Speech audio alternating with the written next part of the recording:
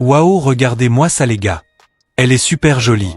Neye aborde une nouvelle cible avec une curiosité presque clinique, s'attendant déjà à une réaction épidermique.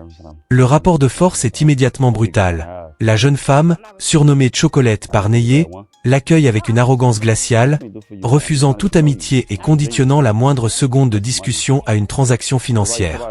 La transcription narrative révèle une femme qui ne cache même plus son jeu. Elle demande sans détour si Neye va dépenser de l'argent, et affirme que, puisqu'il est un homme, le simple fait de lui adresser la parole doit s'accompagner d'une offre matérielle pour payer ses factures. Le point de rupture de cette première phase survient quand Neye, dégoûté par cette approche cash, la laisse sur le trottoir en lui souhaitant une bonne journée, ce qui lui vaut d'être insulté de pauvre par la jeune femme. La psychologie de Chocolate bascule violemment dès que Neye fait rugir sa Lamborghini jaune et revient à sa hauteur. Elle qui le traitait de mendiant quelques secondes plus tôt se met à courir vers le véhicule avec un sourire mielleux, tentant de justifier son comportement odieux par l'ignorance.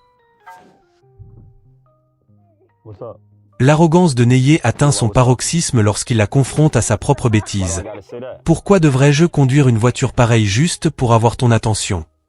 Chocolate, totalement démasquée, essaie alors une pirouette de séduction ridicule en affirmant que la voiture jaune est assortie à ses chaussures. Neye savoure sa position de force en enfermant Dory dans ses propres contradictions, transformant ses excuses en une séance d'humiliation publique. Le rapport de force est désormais total. Neye reste maître de l'accès à son véhicule de luxe, tandis que Dory abandonne toute fierté pour tenter de se racheter. Effrontée, avant de basculer dans une supplication pathétique lorsqu'elle réalise que la porte reste close. Le point de rupture de sa dignité survient lorsqu'elle recycle l'excuse classique de la « mauvaise journée », un mensonge que Neye démonte immédiatement en lui rappelant qu'elle prétendait le contraire sur le trottoir.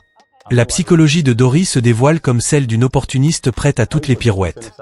Elle justifie son désir soudain de monter dans la voiture par sa simple passion pour la couleur jaune, affirmant qu'elle veut s'y asseoir parce qu'elle est assortie à ses chaussures. Neye, avec une arrogance teintée de mépris, exige une meilleure excuse et lui ordonne d'effectuer un tour sur elle-même pour l'inspecter comme un objet avant de sortir du véhicule pour la toiser de près.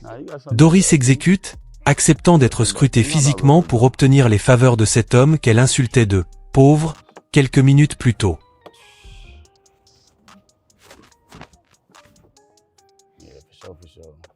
Tentant de vendre une image de « petite fille du Sud » pour masquer la voracité de ses intentions initiales, alors que Neye semble enfin prêt à la laisser entrer pour mieux la confronter à son vide intérieur.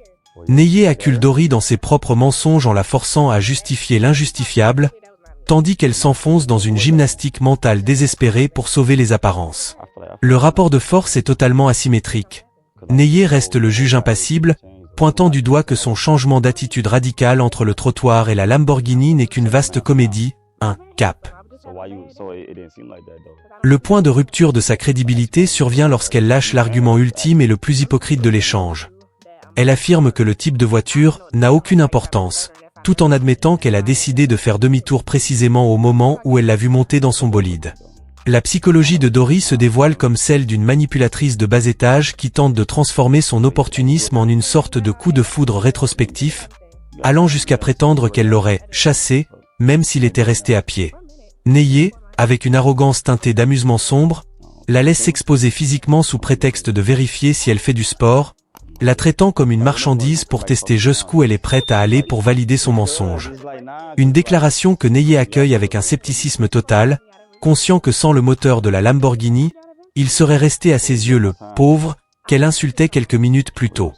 Neye installe Dory dans l'habitacle pour un interrogatoire sous haute tension, bien décidée à pulvériser le mythe de la fille du Sud qu'elle tente désespérément de vendre. Le rapport de force est maintenu par Neye qui, malgré l'invitation à monter, refuse de lui accorder la moindre validation, la forçant à admettre que son retour est lié uniquement à la Lamborghini. La transcription narrative montre une Dory qui déploie une stratégie de manipulation émotionnelle audacieuse, prétendant qu'elle aurait éventuellement poursuivi Neye même s'il était resté à pied, tout en essayant de se présenter comme une femme ambitieuse, actrice et étudiante. Le point de rupture de son argumentation survient lorsqu'elle se définit comme un « atout » pour Neye. Neye, avec une arrogance glaciale, la déconstruit immédiatement en lui demandant quelle valeur concrète elle apporte au-delà de sa simple présence physique. La psychologie de Dory se dévoile comme celle d'une opportuniste narcissique qui croit que juste être elle-même, et son hospitalité du Sud justifie un accès au luxe de Neyer. Neyer la ridiculise en lui rappelant que n'importe quelle femme peut s'asseoir sur un siège passager, tandis que Dory tente de justifier son impolitesse initiale en qualifiant l'approche courtoise de Neyer agressive. Neyer démonte ce mécanisme de défense en soulignant l'hypocrisie de son revirement. Elle est passée de l'insulte à la flatterie dès que le moteur a vrombi. Où Dory martèle qu'elle est différente, sans pouvoir citer une seule compétence ou valeur réelle, alors que Neyer lui signifie que son énergie sur le trottoir a déjà révélé sa véritable nature de passif financier. Neyer accule Dory dans une impasse morale en exposant la nature purement transactionnelle de sa loyauté, transformant l'habitacle de la McLaren en un laboratoire de psychologie sociale. Le rapport de force est maintenu par Neyer qui, avec une curiosité cynique, dissèque les attentes de Dory. Celle-ci admet sans détour qu'elle aime l'argent et qu'elle s'attend à être gâtée, financièrement en échange d'un soutien mental et de massage. La transcription narrative révèle une Dory qui lie explicitement sa fidélité à l'épaisseur du portefeuille de son partenaire, affirmant que l'homme doit entretenir son apparence, cheveux, style de vie, pour la garder à ses côtés. Le point de rupture de la sincérité survient lorsque Neyer souligne l'absurdité de son discours. Si elle prétend avoir son propre argent, pourquoi exige-t-elle qu'un homme paie pour sa loyauté ? La psychologie de Dory se dévoile comme celle d'une opportuniste qui voit la relation comme un contrat de service où l'amour est indexé sur les dépenses, avouant même qu'elle quitterait un homme s'il cessait de la financer. L'arrogance de Neyer atteint son paroxysme lorsqu'il la piège sur sa culture automobile. Dory, qui prétendait être revenue par intérêt pour lui, ne sait même pas faire la différence entre une Lamborghini et la McLaren dans laquelle elle est assise. Neyer dénonce ce « faux amour » et cette mentalité qu'il juge « foireuse », démontrant que Dory n'est pas attirée par l'homme, mais par le symbole de richesse qu'elle n'est même pas capable d'identifier correctement. Elle a avoué que sa loyauté est à vendre, tout en prouvant que son intérêt pour Neyer est aussi superficiel que sa connaissance des voitures de sport. Neyer met un terme brutal à cet échange en révélant l'insincérité de Dory, qui s'est enfermée dans une obsession matérielle dont elle ne peut plus s'extirper. Le rapport de force est définitivement scellé. Neyer reprend son rôle de juge moral, tandis que Dory, malgré ses tentatives de séduction basées sur ses compétences d'esthéticienne, proposant des soins du visage pour s'occuper de lui, ne cesse de ramener la conversation à la McLaren. La transcription narrative montre une Dory prise au piège de ses propres mots. Elle prétend que parler de la voiture est une figure de style, pour parler de leur futur ensemble, mais Neyer la recadre froidement en soulignant qu'elle ne l'aime que parce qu'il possède ce véhicule. Le point de rupture final survient lorsque Neyer déclare qu'il n'est plus du tout branché par son énergie, qualifiant ses intentions de totalement factices. La psychologie de Dory bascule alors de la flatterie à l'amertume. Voyant qu'elle a perdu la partie, elle tente une dernière attaque en accusant Neyer de faire monter n'importe qui dans sa voiture, une projection évidente de sa propre frustration. Neyer, avec une arrogance calme, lui assène une leçon de morale ultime en lui conseillant de se respecter davantage, avant de lui ordonner de sortir de la voiture. La séquence se termine sur l'image pathétique de Dory forcée de quitter l'habitacle de luxe pour retrouver le bitume, tandis que Neyer conclut face caméra sur l'absurdité d'une femme qui refuse de parler à un homme s'il ne dépense pas d'argent dès la première seconde. Il laisse Dory à sa marche solitaire, prouvant une fois de plus que pour lui, la loyauté qui s'achète n'a aucune valeur. Abonne-toi. Neyer repère une jeune femme qui lui semble charmante. Il s'approche poliment et tente d'engager la conversation. « Comment vas-tu ? Quel est ton nom ?» La réponse est glaciale. Elle ne s'arrête même pas, le regarde à peine et lui lance un « je suis occupé », très sec. Neyer insiste pour avoir seulement 2 secondes de son temps, mais elle continue sa marche en disant simplement qu'elle est en train de marcher. Neyer lui souhaite une bonne journée et s'en va.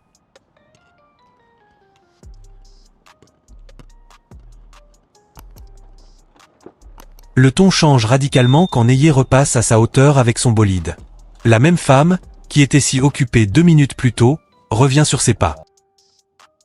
Elle ne se contente pas de s'arrêter, elle tape contre la vitre de la Lamborghini. Neyer baisse la vitre, mais il est tout de suite sur la défensive. Il lui demande immédiatement d'arrêter de taper sur sa vitre et de reculer. Il refuse qu'elle s'appuie ou touche la carrosserie. Elle se souvient soudainement de son nom, « Tu es Neyer, c'est ça ?» et essaie de charmer, tu disais que tu voulais apprendre à me connaître. Neye la recadre, ne me touche pas. Tu as dit que tu étais occupé, non? Je ne fais que te refléter.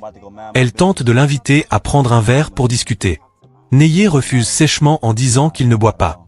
Elle, tu es vraiment impoli. Neye, je ne fais que refléter ton énergie. Tu n'avais pas 2 secondes pour moi sur le trottoir, et maintenant que tu vois ma whip, voiture, tu veux monter? Elle essaie de forcer le passage pour monter dans la voiture, mais Neye est catégorique. Elle ne montera pas.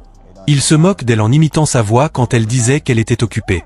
Elle finit par lui donner son nom, Tam, mais Neye lui répond froidement qu'il ne lui a rien demandé et qu'il s'en fiche totalement.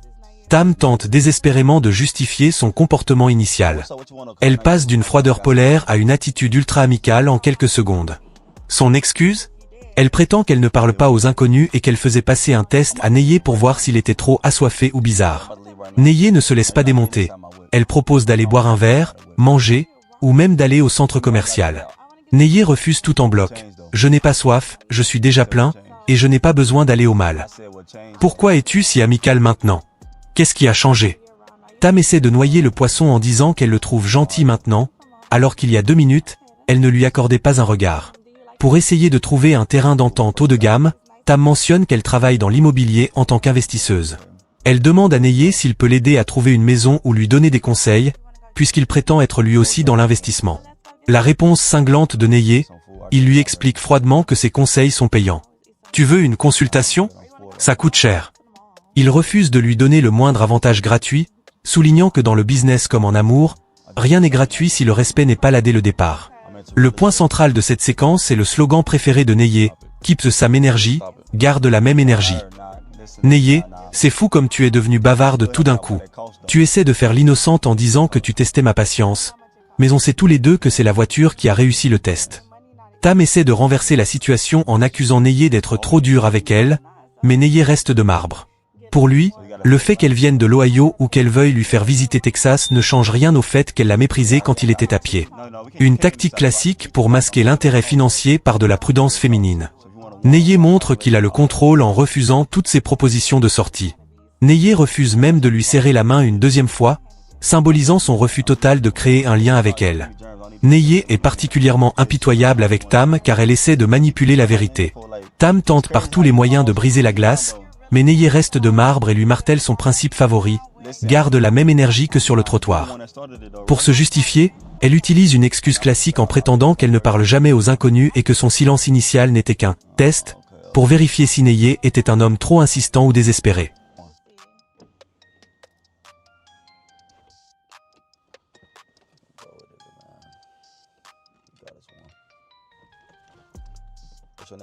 Elle essaie alors de déplacer la conversation sur un terrain plus prestigieux en parlant d'immobilier et d'investissement, espérant que son statut d'investisseuse impressionnera Neye. Mais le piège se retourne contre elle.